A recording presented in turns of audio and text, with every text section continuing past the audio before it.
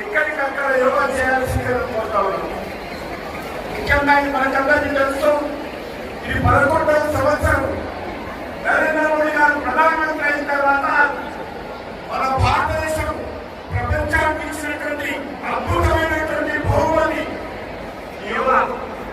ఐక్యరాజ్య సమితి, United nations, ఇది ప్రపంచవ్యాప్తంగా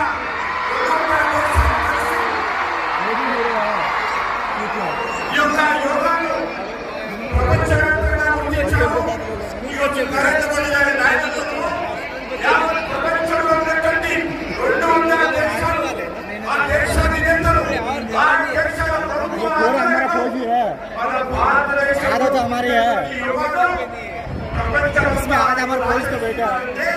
గుర్తించాలంటే ఇది ప్రతి భారతీయుడు 140 కోట్ల మంది ప్రజలు గర్వించాల్సినటువంటి అంశాలు బలపరుస్తాం.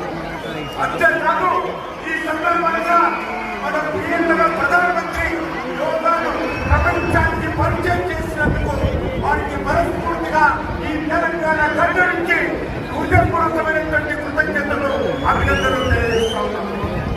అంతేకాదు, ఈ 29వ తేదీ అంటే రేపు ప్రపంచ యోగా దినోత్సవం మన ప్రాంతాలలో మనం జరుపుకోవాలి. ఈ రోజు 24 hours కౌంటర్ ఇక్కడ నిర్వహించుకుంటున్నాం. రేపు మన ప్రధానమంత్రి గారు మన తెలుగు నేలైనటువంటి విశాఖపట్నంలో 5 లక్షల మందితో కలిసి యోగాలో పాల్గొనము నిజంగా సంతోషకరమైనటువంటి విషయము. తెలుగు ప్రజలంతా కూడా గర్వించాల్సినటువంటి విషయం. అందుకే ఈ యోగా ఈరోజు ప్రతి ఒక్క వ్యక్తి కుటుంబంలో, ప్రతి వ్యక్తి జీవితంలో భాగం కావాలి.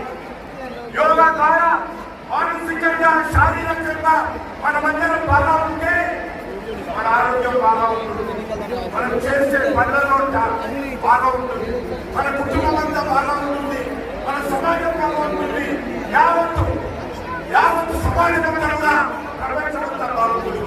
అందుకే ఈరోజు ఎవరికి వారే డాక్టర్